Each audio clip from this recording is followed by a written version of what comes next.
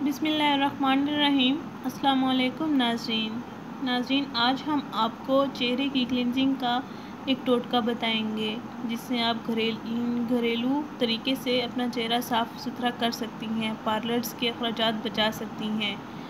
नाज़रीन, ये treatment doctor उम्मे राहिल की बताई हुई है। इस ट्रीटमेंट से आप अपने चेहरे की डल और रफ़ स्किन को ठीक कर सकती हैं। चेहरे के खुले मसाम और चेहरे की स्किन को टाइट करना, चेहरे की क्लिनजिंग करके चेहरा साफ़ शफाफ बनाना। इस ट्रीटमेंट से चेहरे की झुर्रियाँ छाइयाँ ख़त्म हो जाएंगी इंशाल्लाह और चेहरा जवान नज़र आएगा। वो ख़वातीन जिनकी जिल्द धूप, गर्मी और गर्द मट्टी की वजह से फीकी और बेरौनक हो तो वो ख़वातीन इस ट्रीटमेंट का ज़रूर इस्तेमाल करें।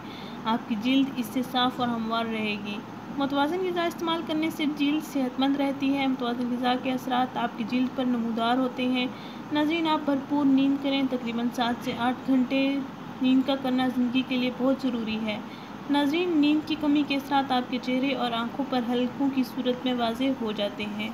अपनी जिल्द को नम रखने के लिए सबसे अहम बात, दिन में 8 लीटर पानी पिया करें। वर्जिश को अपना मामूल बनाएं क्योंकि वर्जिश में आने वाले पसीने से इजाफी हार्मोन्स पसीने की सूरत में खारिज हो जाते हैं।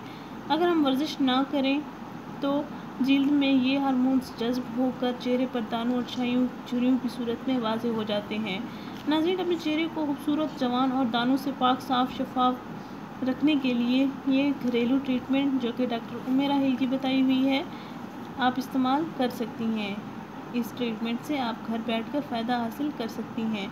नाज़रीन, इस ट्रीटमेंट के लिए कुछ अज़ा की ज़रूरत होती है।